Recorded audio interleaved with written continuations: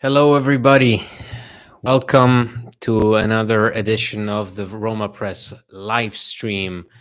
I see that we have already a nice group of 10 people who have tuned in and are going to contribute to what I want. I want this to be a discussion once again to have your input. So, if you have any talking points, any questions, any observations from last night's win over Frosinone, let me know.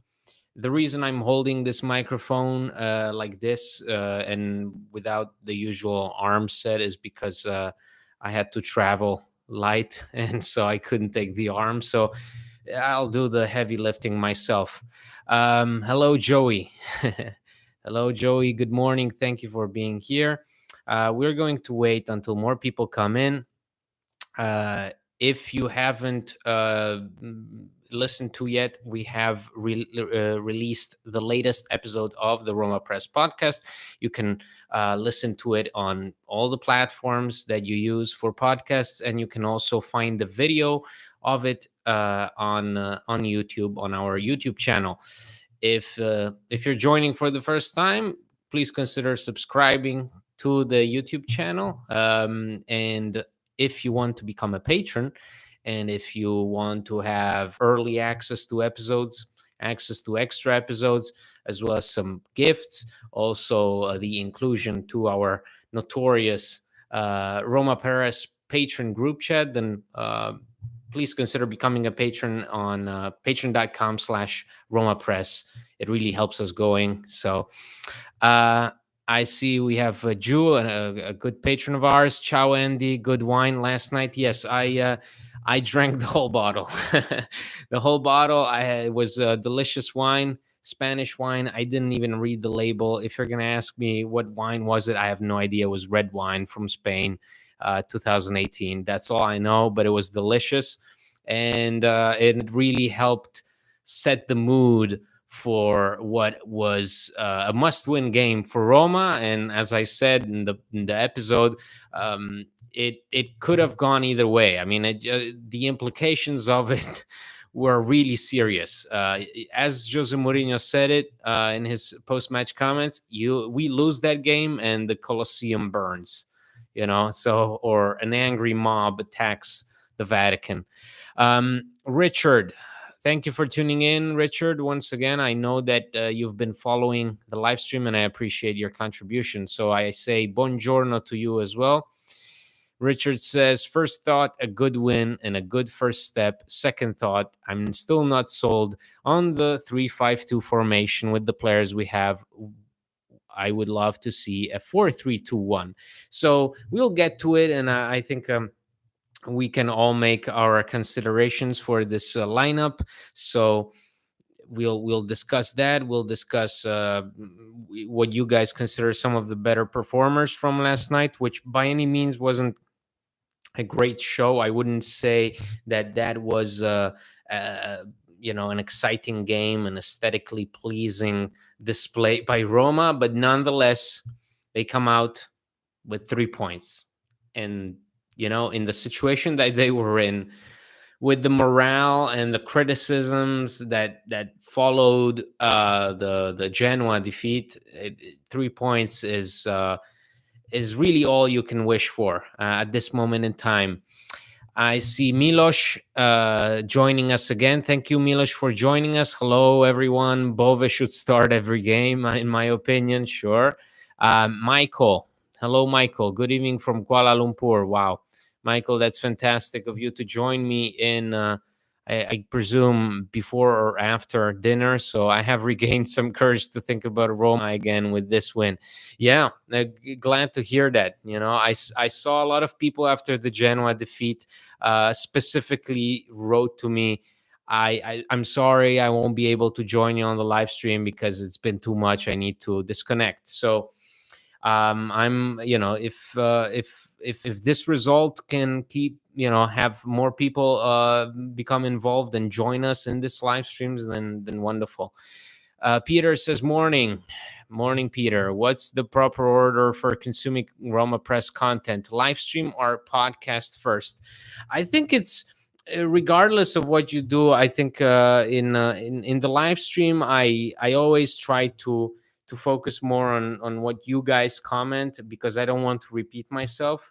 We Now that we are doing the podcast on video, we record usually right after the match, and that can have its positives as well as its negatives, like the fact that it's so fresh in your mind, and also it's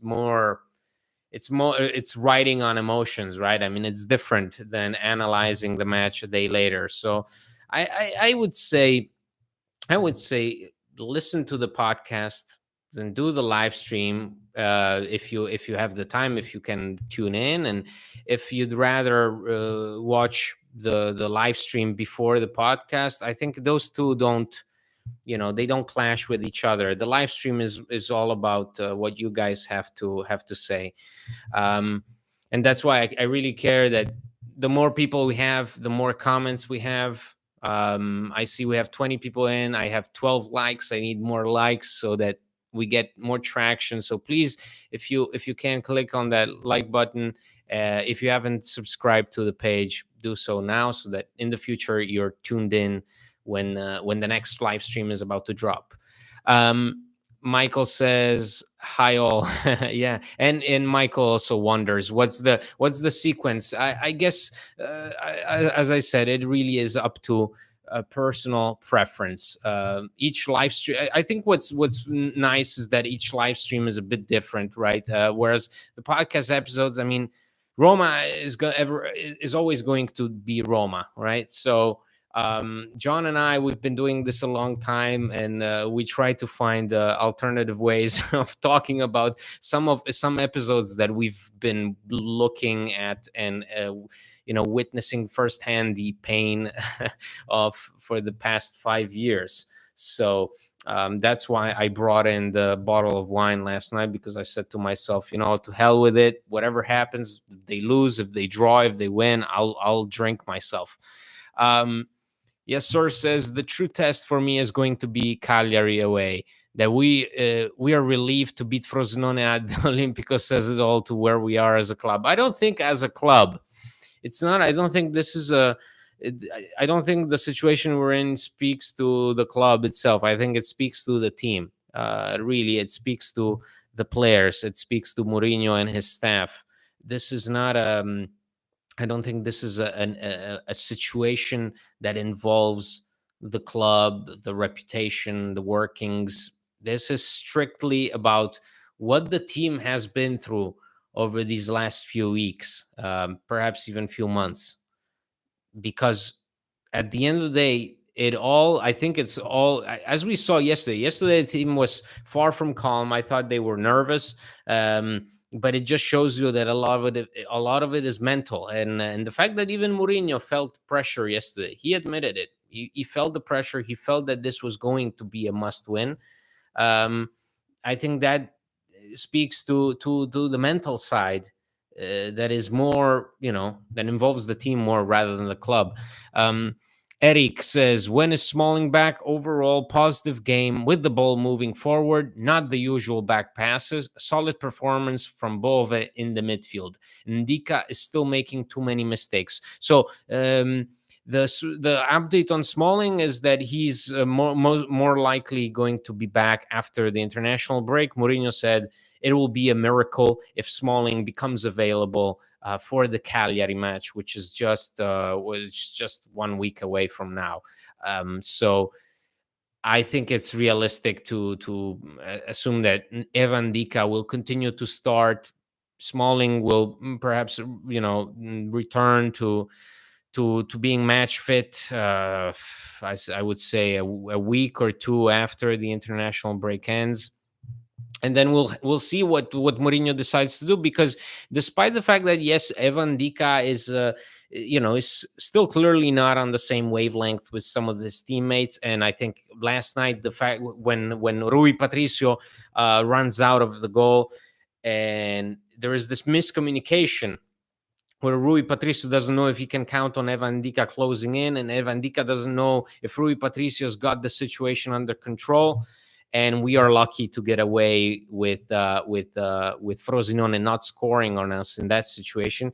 So I think it shows that Evan Dika is still not there, but Mourinho said it himself. There is still a lot of things to like about Ndika, his strength, some of his passing, the fact that overall he's a quality player. Is just, it's tough to be a defender that has to slot into a defense that is figuring itself out. As we said before, Roma are not solid defensively the same way they were last season. So as soon as you change things in a situation like that, in a situation so fragile, because mind you, Evan Dika doesn't make his debut until, what was it, the Milan game? No, sorry, it was after the international break. So Empoli, he doesn't make his debut until Empoli, and Roma still concede, and they still look lost defensively. So let's see what else you guys have to say. Chinedu says hello. Hello, Chinedu. Thank you for joining us from Nigeria. That's fantastic. Thank you for being here with me. Gerald says good afternoon. Good afternoon to you, Gerald. Karsdorp played well last night. He needs more game time to regain his confidence. Absolutely. I wanted to touch upon this because, I'm all for redemption stories. And I think that with Karsdorp, it's a fascinating one because I don't think many people realize that this guy has been a Roma player for 6 years now, which is insane. Obviously, that involves a 1 year spent with an ACL injury, his first year at the club, then 1 year on loan at Feyenoord, and then the remaining ones on and off the bench as a starter, delivering really good performances, being non-existent. So, but still, Karsdorp, I think when he had the falling out with Mourinho, a lot of things went behind the scenes in terms of the player thinking about where he is in his career. He's not the youngest anymore. He should have grown into a certified starter for Roma. He hasn't, because he still continues to be benched from time to time. But I think now he's in a place where, when called upon, he is more than fine. I think for the most part, he's easily one of our best performers so far this season, just in terms of effort and in terms of giving you a boost, because I mean that's been what's been missing on the wings. Roma have been sorely missing somebody that gives them an edge on the wing. I mean, think about Stefan El Sharawi. That's a major disappointment. The guy can't give you a sense of advantage. Same with Leonardo Spinazzola. Those are two players that should be giving you that edge in terms of pace, of unpredictability, of dribbling, and instead, turns out it's Karsdorp. And so yesterday he gets a standing ovation. That's wonderful. Roman Legion says, bottle of red, bottle of white, whatever kind of mood you're in tonight. Billy Joel, absolutely. Quoting the classics. The Piano Man. Jay Mackland, our good patron. Buongiorno. If we had lost last night, I was ready to drown in rakia. Yeah, obviously, any alcohol will do, and the wonderful thing about Roma is that they stimulate you to reach for a drink in any situation. Win, draw, lose, it's all the same with Roma. Good morning, gang, says Rye Guy. My thoughts on the game. Bove is still incredible. Wow. Team is still nervous, probably mental thing. And I think we need to sub earlier to keep players healthy. Well, with the players healthy, so Paulo Dybala, Mourinho said Paulo Dybala will not play on Thursday as Roma face Servette in the Europa League on Thursday night. Paulo Dybala will not play on Thursday night because Mourinho said that he insisted on playing last night. Once he came off, Mourinho said, this is it. You're done. You've reached your limit. I think with Dybala, it's always touch and go. It's always waiting to see what happens with him. And I think it's pretty evident that Mourinho has reached his point of being too worried about Dybala. So on Thursday night, he will likely be excluded from Roma's squad list for the match against Servette. In his place, I assume we will see Houssem Mouawar or Andrea Belotti or Stefan El Shaarawy. So I have another question once again about when will Smalling come back from injury? More than likely after the break. That's what Mourinho said. He said it will be a miracle if he is available off the bench against Cagliari. The positive thing this season is that we are at least scoring goals. Well, and I think that's what we can also discuss. It's a big positive. I don't think that many realize how great it is to see Romelu Lukaku performing the way he is performing right now for us. I think due to the bad start to the season, not many people are paying attention to the fact that the striker that you signed in order to score goals is fulfilling those expectations. And mind you, this is a team that last year struggled mightily to score. Tammy Abraham would go on these huge scoring droughts, and which in the end would cost you. Andrea Belotti last year, 0 goals in Serie A. Romelu Lukaku has one of the best starts as a Roma player, along with Gabriel Batistuta and Stefan El Shaarawy. He's the third player to have scored the most in 5 games for Roma. So I think that's wonderful news because the sacrifice, the effort that you made to sign him is paying off, and at least you have that. You have that as an option for Roma. I say it time and time again. This is a team that needs certainties, and so it's nice to see Romelu Lukaku being a certainty. One shot on goal, one goal, boom. You give him a chance to a glimpse at the opponent's goal, and he'll go and score. So that's wonderful news for Roma, who have been anything but consistent this season. At least Lukaku seems to be consistent. Milos says it's insane that Karsdorp is our best right back, right? This is a guy that has been here with us since 2017. Not many people know this. He's been here under different regimes. He's been here when Di Francesco was here. He's been here when Fonseca was here. Arguably was his best time at Roma. He was here with Mourinho. He was in Mourinho's first year, was fantastic. Mourinho's second year, he experiences a major falling out.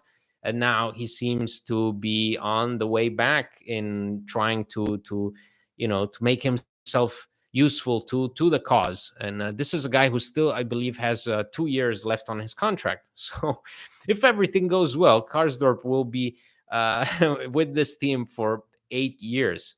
Let that sink in. Karsdorp is a legendary right back in our squad right now. Okay, guys, I was hoping for some Karsdorp optimism, but not so much. I mean, come on. Andy, why did your background change? Because I'm not home anymore. I'm in Spain, so I'm in a small apartment in a seaside town, and this is all I got because the apartment is so small that this is my little corner now. So I thought this photo is a nice addition. Oh, it's not a photo; it's a painting. Well, anyway, yes. So I'm moving around. So this will be my background for the next 2.5 months. Let's see, Uzor. A new guest in our live stream. Hello, presenter. Good listening to you from Nigeria. You guys are doing a good job. Thank you, Uzor. Thank you. It's really I appreciate it. This means a lot because this YouTube thing is a whole new bag of tricks for us. So it's nice to have people involved and people join us. This is a space for you guys to write whatever you want about Roma, obviously in a civilized manner, and I'll get to it, and we can discuss things. So Peter says Dybala looked gassed last night. Glad he'll sit Thursday. He should only play once a week. Yeah, Dybala, like Renato Sanchez, we saw Renato Sanchez's limit. The guy couldn't play 2 consecutive games and is now injured and will return after the international break. So with Dybala, I think it's only right of Jose Mourinho to analyze the situation, see that, okay, this guy, he really wants to play. Dybala made it a point that he wants to start against Frosinone. What it was a must-win match for Roma. Again, I repeat this, the consequences of not getting a result last night would have been huge, in my opinion. So I'm pretty sure that Dybala was aware of this.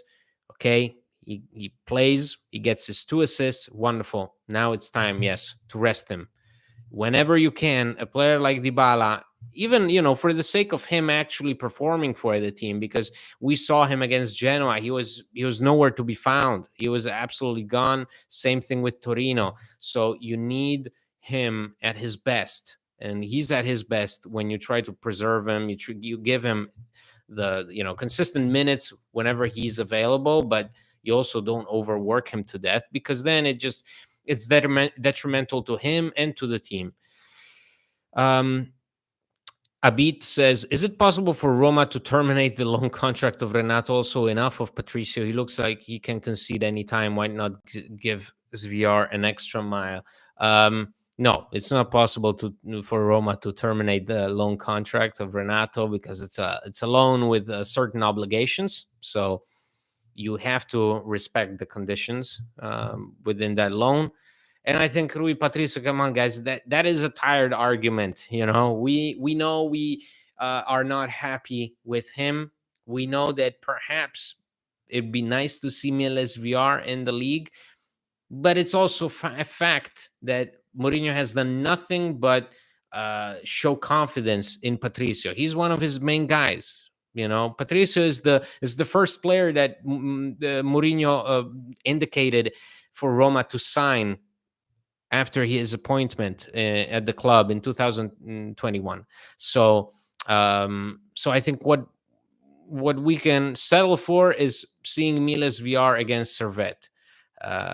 That's it. Let's see how VR does in these group stage games, and hopefully, he can show something that makes us believe that he can be a good long-term option, which I'm not sure that Roma are still are convinced so far. We have Mazin, our good patron. And guys, if you're just joining us, if you want to support the show, if you like the website, if you like this YouTube channel, please consider becoming the patron and supporting the show and the website by going to patreon.com/Roma Press. And there you can sign up and you can get early access to podcast episodes, access to extra podcast episodes. You can get some cool gifts, and you can get added to our crazy Roma Press patron group chat on WhatsApp. So Mazin, our patron, says, hi, Andy. I hope all is good. Is it me or Rick's positioning was a bit off yesterday? I still think he's better than Christensen. I think Karsdorp's duties change according to who plays in the defense. Last night we saw Cristante. That was a decision that I wasn't entirely sure I'm gonna be okay with Mourinho, to put Cristante back in the defense after the guy proved to be probably the best and most consistent performer in this season's opening. So I thought it would be a shame to put him in the defense. Mourinho did that anyway. I think the Karsdorp's duties change if you have somebody like Cristante playing as a center back. Let's see. Chinedu says, yesterday just showed us how human our players are. Jose said that the players knew they were in trouble, then they came to him for answers. I think everybody felt the pressure. Everybody, Mourinho too. And this is a guy that says, I feel no pressure when asked right before a European final. So I'm pretty, you understand the importance of last night and the importance of the result that we got, not only for the players but for Mourinho too. We have Larry, who says, I don't know if Roma are determined to win a match is a different approach. Oh, okay. Is that a question or Drew? Good things for me yesterday. Lorenzo looked like he's back into match fitness and form. He made a nice pass for Lukaku too. Bove, Ricky, clean sheet. Lukaku seems to need 1-2 chances to score. Yeah, I think the big positives are Lukaku definitely, who he's doing basically everything that Tammy Abraham and Andrea Bellotti didn't do last season, which is score with limited chances. I don't think he's had more than exactly 1-2 good looks per game. To me, that's I think that would be pretty accurate to say. Bove was a nice surprise. Eduardo Bove, what should we do? Should he become a regular starter? I think Bove gives you, perhaps he struggled a bit in the first half, but energy wise, I don't think anybody comes close to him. He is probably the closest to what somebody like Renato Sanchez could offer if he was healthy. And I like that Mourinho made him, gave him the chance to start. I hope that this becomes more of a regular occurrence and not some sporadic one-off thing. For example, in the Europa League, we're getting reports that Houssem Aouar could play. Okay, that's great, but I would also still want to see Eduardo Bove start after last night's performance. Let's see. Johnny says, Daye. Johnny, thank you for joining us. HH, good to see you, my man. Thank you for joining me once again. Peter, how do the Spanish Cougars compare to the Delaware Cougars? Oh, no, man. We're talking a different breed here. Spanish Cougars are a different world. The Delaware Cougars are very nice people, but the mujeres here are a whole different thing. Oh yeah, Larry says Roma should continue with this mentality. Yeah, it's we said it in last night's podcast. It's not just a saying thing game by game. Because Roma players especially love to say, oh, we're just going to take it one game at a time. We have to win every game. We have to think about every game separately, game by game, game by game. And then they go out and they consistently fail to do just that, just to think about that one match at hand. Either they still relive the nightmares from the previous games, or they think beyond to the next match, and every time they seem to get lost in the match that they're supposedly playing at the moment. So to me, it's crucial that to build a streak, you must think game by game. Roma don't have the capabilities, nor the experience, nor the quality to think bigger picture. And we saw Napoli do it last year. I mean, they won a Scudetto by building an unbelievable streak and almost a flawless season. And they did it by thinking game by game. That's it. Milos, he wanted to see Bove and Renato play together. No one is going through our midfield. We can all dream, Milos. We can all dream. Roman Legion says Renato Sanchez would get hurt playing kickball on a kindergarten playground. I don't know, guys. I really hope that this man can recover once and for all, and contribute, because if healthy, he is the answer for Roma. And Mourinho, even yesterday, he basically pointed that out. That he said that Renato Sanchez changes the entire complexity of our team if available. So when he's out, obviously, we've seen him for 2-3 games and with minor appearances.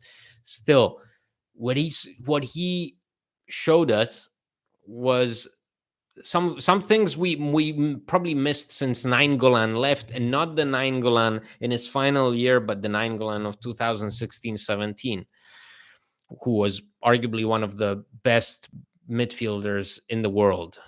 Unfortunately, it was short-lived. poor Raja.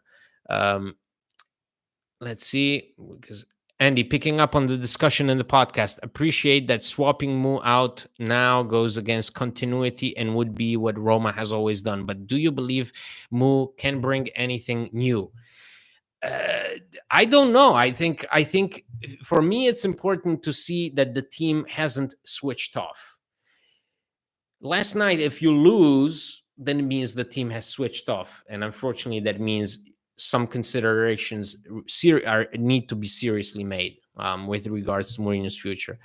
But so far, the team has shown to always be behind Mourinho, and who knows? I mean, Mourinho has been faced over these last 2 years with several situations where people doubted him. You know, we tried to make it out to be like this is the first time that Roma face a challenge, an obstacle, and Mourinho is at the center of criticism. But Roma have been faced with these situations since Mourinho's first year here, and somehow he always managed to make the team effective, efficient, maybe not stylish, maybe not aesthetically pleasing, but still effective. And that's why in an interview that I'm going to post later on in the website, he said that with Roma, I won 1.5 trophies, obviously alluding to the Conference League and to the Europa League final in Budapest, which he considers not to be a lost final. But then he said, but I still have 6 months left here, so we'll see. So I think in a way that shows that this is a man who will always be determined to win, and it really depends on whether the team follow him. And for the past 2 years, the team has always followed him, even in the most difficult situations. They sort of gotten back to their feet. We'll see if they can do it now.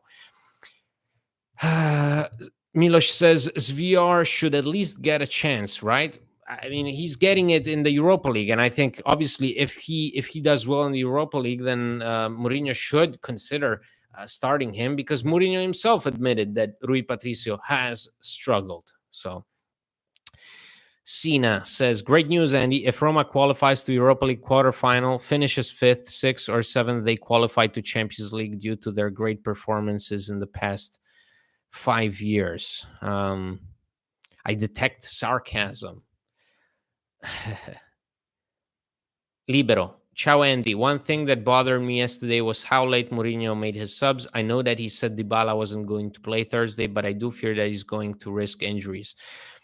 Just wanted to know about what you thought about it. I think I can agree. I think Mourinho with Roma has, especially in situations where some things are not working, he has this tendency to sort of stick to his starters and stick to his his main guys, and reluctant to make changes that could actually impact the match. So, for example, Sardar Azmoun is somebody that I want to see come on much earlier. I don't know what this guy can give me, but I'll take it. In a situation where you're looking to crush Frosinone's chances of equalizing or coming back, whatever, I don't care if you put Azmoun. I want to see him play more than 5 minutes.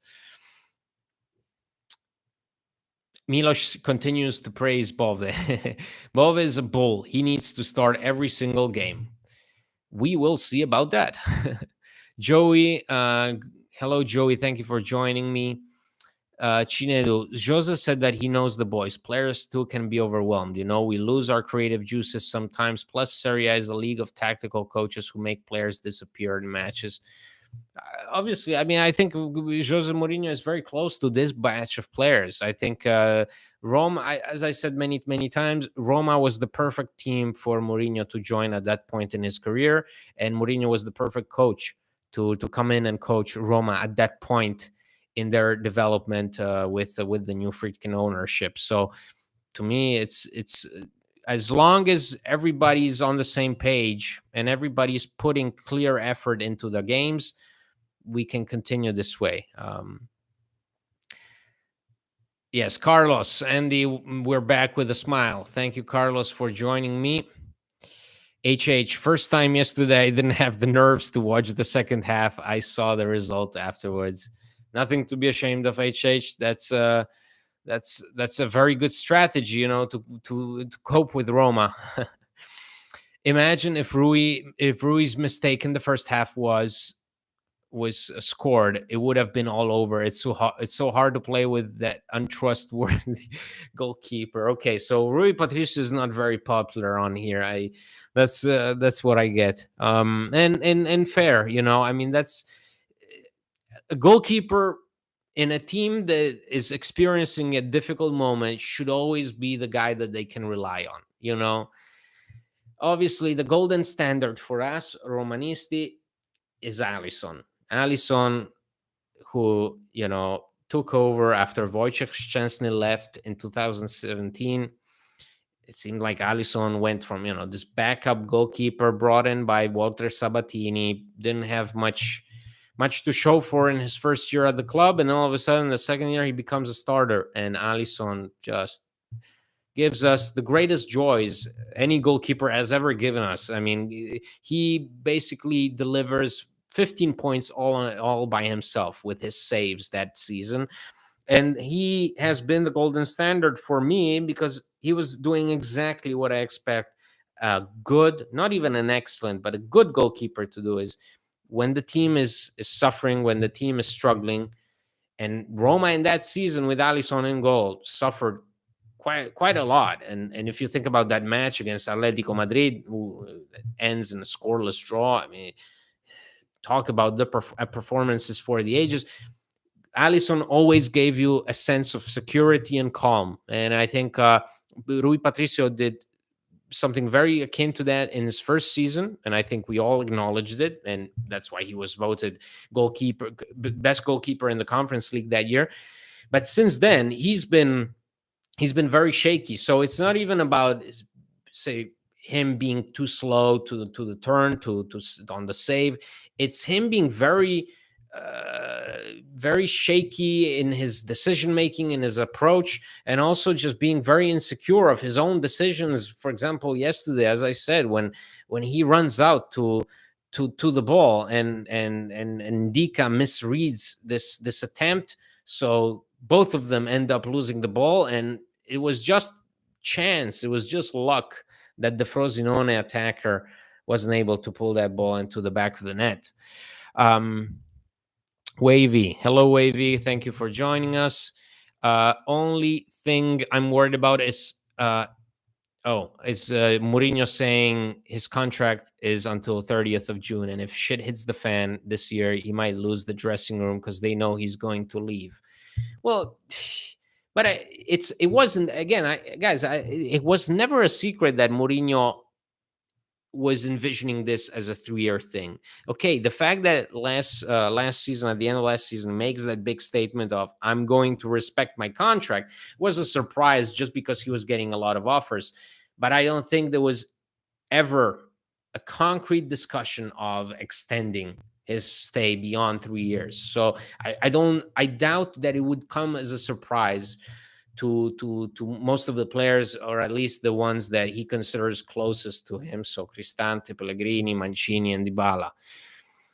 Faizan, hello Faizan, a good patron of ours. Hi Andy. Azmoun getting on before Belotti is concerning. I like the look of Azmoun, however Belotti could be demotivated soon. Yeah, it's weird to see that Belotti went from starting for us because Lukaku was still not fit enough, to basically sitting on the bench for the majority of the time, and the few times that he's been subbed on ever since his 2 goals against Salernitana, he has been invisible. So Adam, hey Andy, why don't you do these match reactions directly at the end of the game? Seems like the time everyone is online at the same time, right? Well, I think no. For a lot of people, for a lot of our audience for Roma Press, we have a lot of people who are in Australia, Singapore, Malaysia, Indonesia. So those people can't follow. We have other people in Europe who, after a game ends at 11 o'clock or midnight, head over to sleep. And John and I decided to record these video podcasts right after the match, just for logistics purposes, because so that John doesn't have to go into work and try to secretly record a video podcast from his office. So I think it's just a matter of logistics, and I've been recording those video podcasts at midnight with him. So it's not ideal when you, I don't know, I wouldn't want to keep going until 2 a.m. And I think we can also have a more fruitful and nuanced discussion if we do it a day later. But if you guys, if it's important, if more people feel the same way, if you prefer to have these live streams right after the match, we could see and discuss this with John to see if it's feasible. So let me know what you think. Schwalb, Mourinho was on the money when he said Bove is like a sick dog, because that's exactly how he plays. He's very technically limited, but I hope that will improve with more minutes and experience. Bove is 21 years old. He's a midfielder who has been shifted a lot in this formation and also in the Primavera, playing various positions in the middle of the pitch. It's true for me. Bove is not a playmaker. He's not the guy who will deliver you a pitch perfect pass, to secure a beautiful goal. He is, as you say, a sick dog, a mad dog, a guy who loves chasing opponents around the pitch, who is great at disrupting the opponent's counterattacks. So I think with him, you need to keep giving him those minutes, because that's the only way a guy like that, who bases most of his game around physicality and confidence and mental strength, he needs those minutes more than anybody else. Let's see. Ben Foster.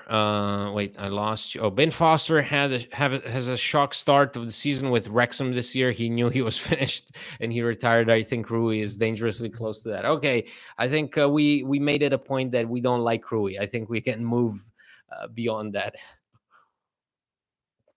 Roman Legion, I mentioned this in the group chat. I think with Roma up 1-0 before the Pellegrini goal, he felt confident in what he had on the field than what he has on the bench. I thought Jose coached the game well, and I think for the most part, Mourinho is right in those instances where he feels he needs to bring the result home with the guys that he has on the pitch. It's just that sometimes you can clearly feel that the team is gassed. This is a team that has played an unbelievable number of games. No Roma team in recent memory has played as many games as this team did, obviously, because no Roma team ever reached 2 consecutive European finals. But that takes a toll on you. And I think, especially at this start of the season has been, Roma have been out of it compared to some of the opponents who ran lapses around them. Roma were physically dead. So I think it's just, at least in these instances, I would like to see Mourinho perhaps, give 15 minutes to Sardar Azmoun. That's what I'm saying. Give 15, 20 minutes to Belotti, to show at least that you have the confidence in the others to take that result home. That's it. Every good team rely on core players, one in goalpost, one in defense, one in midfield, and one in attack. Roma need core players first before signing a bunch of rotational and injury-prone players. Well, but Roma have a core, and if you ask Mourinho about Rui Patricio, he is part of the core. I don't know. That's all the evidence that you need is, for example, Rui Patricio is a guy that Mourinho is unwilling to put on the bench, because he knows that as soon as he does that, he crushes Patricio's confidence. And Patricio is a guy he's very close with. Same thing with the defense. You say they need a core players in the defense. Well, try telling Mourinho to get rid of Gianluca Mancini. You can't. Try telling him to get rid of Chris Smalling. Unless he's injured, Mourinho will not do without Smalling. Same thing in the midfield. Cristante.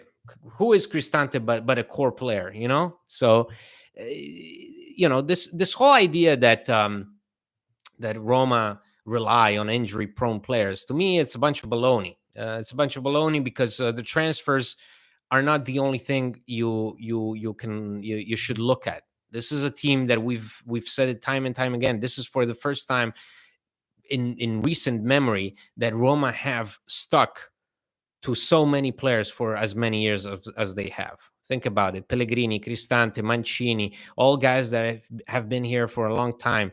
El Shaarawy, since he returned from China.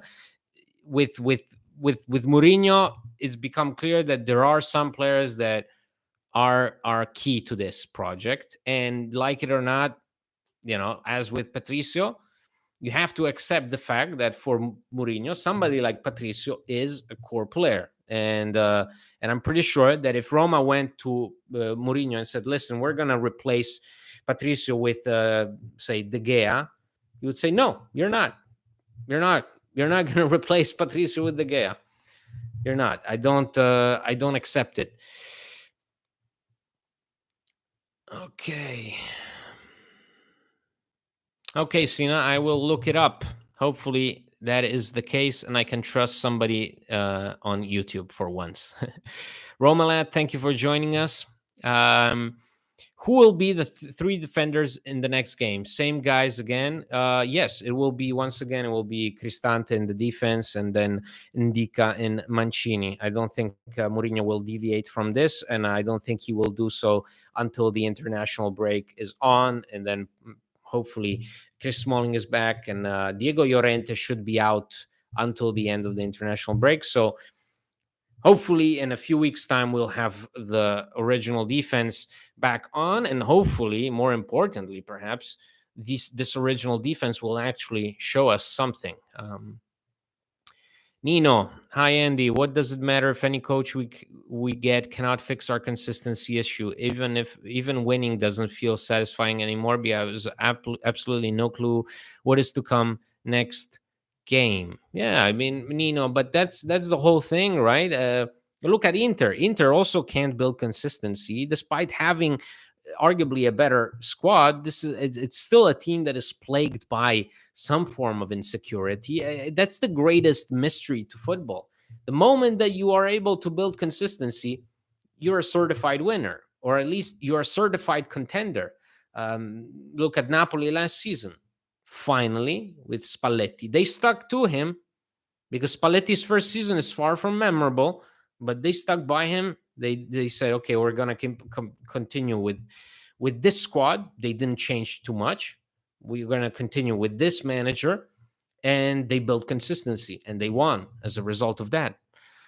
Obviously in a season where every other team, Milan, Inter included, did nothing to match that same level of consistency. Drew says, side note, actually happy to see Di Francesco looking healthier and doing relatively well. Guys seemed cursed. Yeah, it's nice, and I think Di Francesco will if he gets the full season with Frosinone, he will be able to save them, because unlike Empoli, who are a mess, Frosinone are actually showing us something. So I'm glad that, because it's not that he's a bad coach. He needs his dimension, and I think Frosinone fit that perfectly for the time being. Larry, what I learned yesterday is Roma played aggressive. That's what helped them, and they should continue with that mentality. I hope they will get far. Yeah, they game by game, right? When is Tammy coming back? And is a Tridente, Tammy, Lukaku, Dybala feasible? I mean, I don't know if we're even gonna see a glimpse of Tammy this season. From every report that we read so far, Tammy's return is projected to March, early April next year. So that would mean that he would have a month of playing time, perhaps. I don't know. It's with Tammy, it's difficult, right? He injures himself as Roma's starting attacker, rumored to be on his way out for potentially a lot of money, and then gets injured for a long term and is now considered a backup choice to Romelu Lukaku. Bove created and scored that goal against Leverkusen. He's great. Yeah, but Bove. I don't think we still know what Bove is capable of. So that's why I don't want to pretend like I know exactly what the guy is all about. He's just well rounded. He is also pretty funny, just how intense he is, as opposed to some of the other players around him. The midfield was getting overrun by Frosinone last night. He's gotten way more appreciation, but Cristante's dynamism in the midfield is very much needed, gives all in every position, a coach's dream. Absolutely. And that's why I was not too happy to see Cristante back into this center back role, which I think the majority of us associates with that season, with Fonseca's second season, where Cristante was basically played constantly for the whole duration of the season as a defender, given Chris's Smalling injury, which kept him out for most of that campaign, because Cristante has been doing so well this year in this exciting position that saw him score, assist. I mean, the guy has 2 goals and 2 assists in 6 games. So I thought that was that was great, because you finally found somebody that can compensate, for example, for Renato Sanchez's absence.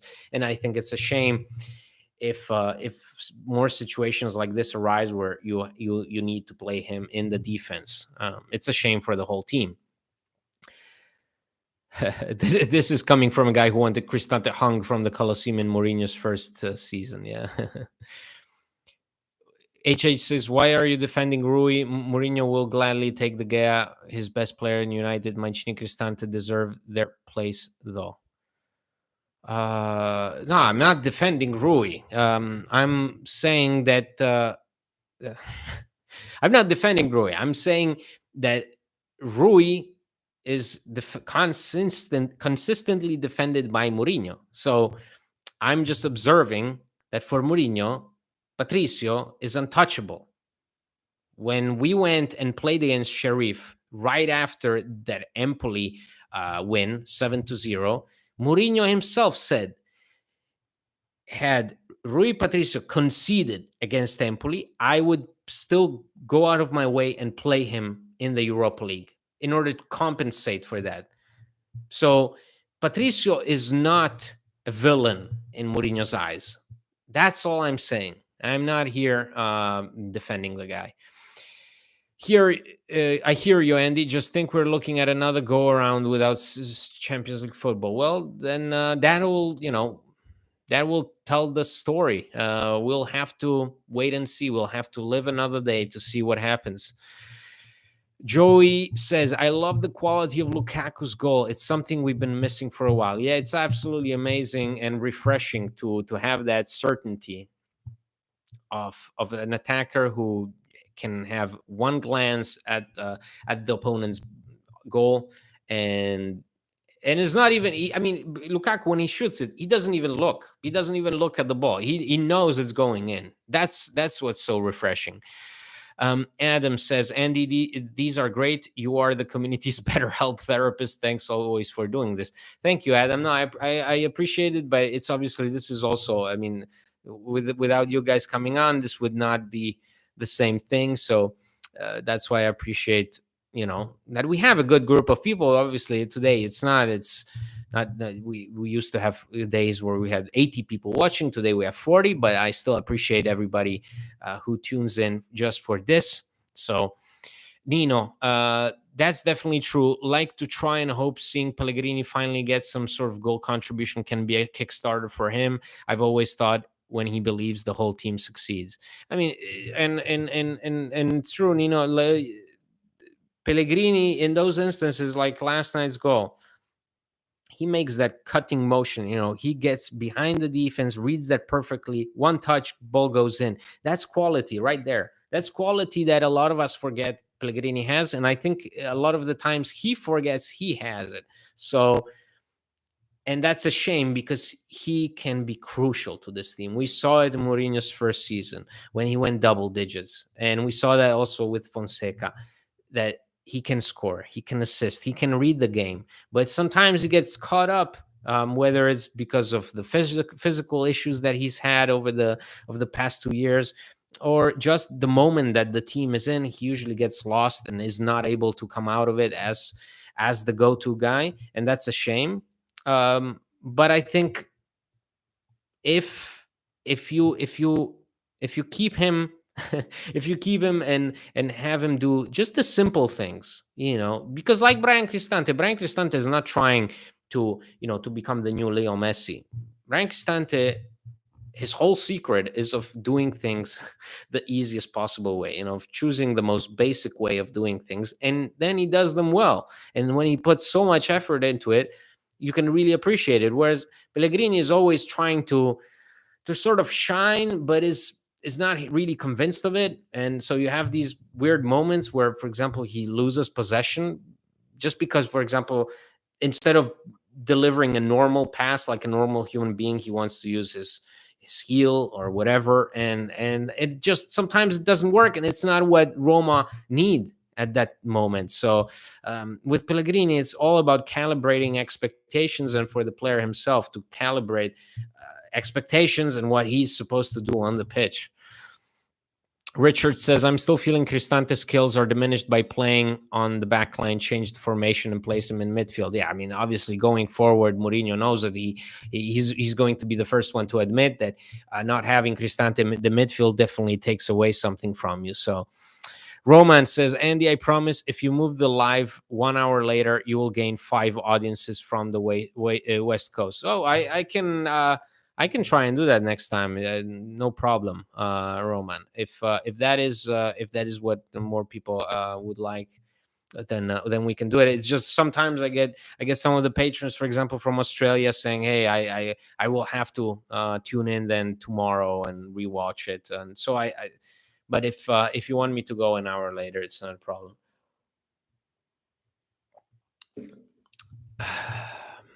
Romalat, Portuguese manager won't dismiss Portuguese goalkeeper. It's simple as that. I think it's pretty simple, yes. Nicholas, about Pellegrini, how long should he be in the center of this project as captain? I love to have a captain from Rome, but how long can we keep building the team around such an inconsistent player? I don't know, but the question is, do you have a better alternative? There's always a reason why certain players are captains. And the moment that, for example, Alessandro Florenzi, his contribution was put into question, that's when the armband went off. Same thing with Edin Dzeko. The moment that Edin Dzeko showed signs of wanting to leave, captain armband goes off. But I think Pellegrini, like him or not, has always been there. He's always been willing to take the heat in those moments. Last night, he's the only player last night who is not cheered by the fans when they read the formation. Mourinho gets a standing ovation, but Lorenzo Pellegrini gets even some boos. So, this is a guy that yesterday lost his grandma a few hours before the match and dedicated the goal to her. So that's the captain, a guy who loses grandma and still goes out of his way to play for the team. He knows the match is important, plays the whole game and scores. Hopefully that's a start of something, right? Yeah, Pellegrini always tries to overcomplicate things. That's why his first season with Mourinho was just so perfect for him. He clearly understood his role, and I unfortunately believe Dybala stunted his progression. Oh, definitely. You had to make place for Dybala. I thought Pellegrini and Mkhitaryan complemented each other perfectly in that first season with Mourinho. Mkhitaryan's exit, which was unexpected. Remember, Roma offered him a contract, but he prefers Inter's offer, which I think contains an additional option and a higher salary, and so basically he walks out on us after winning the Conference League, and I think that changes the whole complexion of how the team operates. Milos says Karsdorp for captain. Okay, I'm all for the redemption story for Karsdorp, but this is going a bit too far, guys. HH, after big games, please do the reaction after the game, but in normal game, it's better next day. Happy to be a member when you open memberships. Okay, HH, we will think about it. We're trying to get to 1,000 subscribers, so if you haven't done so already, please subscribe to the channel so that we can then monetize and we can expand the options and the possibilities of this channel. Roman says, have you noticed that the free kick is given to Paredes over Lorenzo Pellegrini? Yeah, it's weird now that it's Paredes and Dybala, and Pellegrini is nowhere to be seen on those. Again, you have to make use of Pellegrini's best attributes, and for a long while it was set pieces, and I still believe it's set pieces. Even last year, a mediocre year for Pellegrini, he still made the difference with those set pieces. So I think we'll be closing this live stream soon, guys. I wanted to ask if anybody has any questions or other final talking points they want me to mention. Please mention those in the comments. And if you enjoy this live stream, and if you enjoy the romapress.net website, then please consider becoming a patron by going to patreon.com/romapress, and that really helps us. So we have a whole community of patrons that help us keep going, and that's probably the main reason we've been doing this for the past 5 years. Because without an audience, without people willing to support the show, this goes nowhere. Richard, Andy, the emotional ties that bind this team together is not privy to the outsiders, which we are. Many of these choices are driven by "I got your six," or simpler terms, "I've got your back." Yeah, obviously, this is a team, and I always maintain that this is not a quality side. Like, it has quality players, but this is not a team that can rank among the very best, right? But what they've done in recent years, the times that they've been good and that they've made the difference and that they won a silver, where it was when they played as a team, but also on an emotional level, where they were all on the same page, supporting each other. That really, I thought, factored in far more than any tactical game plan, honestly. Some of the best games of Roma under Mourinho were always just about heart. What you were seeing, say, them defending against Sociedad, or getting that win against Feyenoord in the final minutes, that was all about team effort. Let's see. Roman says, the Karsdorp is difference maker compared to Genoa match. Yeah, the Karsdorp was wonderful. Nino, dai Roma, grazie mille, buona giornata. Yes, guys, thank you, everybody. This will be it. I will be closing this live stream. If you join me for the first time, please subscribe to our YouTube channel and click on the bell so that you will get notifications when we plan these live streams. And thank you for once again for supporting the podcast and the website. The latest podcast episode is out now. You can watch it on YouTube, or you can listen to it on any platform that you use for your podcasts. In the meantime, guys, thank you so much for your support, for tuning in from all over the world. I really appreciate it. I guess we will close it with wherever you are in the world, good morning, good afternoon, good evening, and good night. This is Andy from the Roma Press podcast and romapress.net. I'll see you on the next live stream, most likely on Friday, after Roma face Servette in the Europa League match on Thursday night. So thank you, guys. Catch you next time. Forza Roma.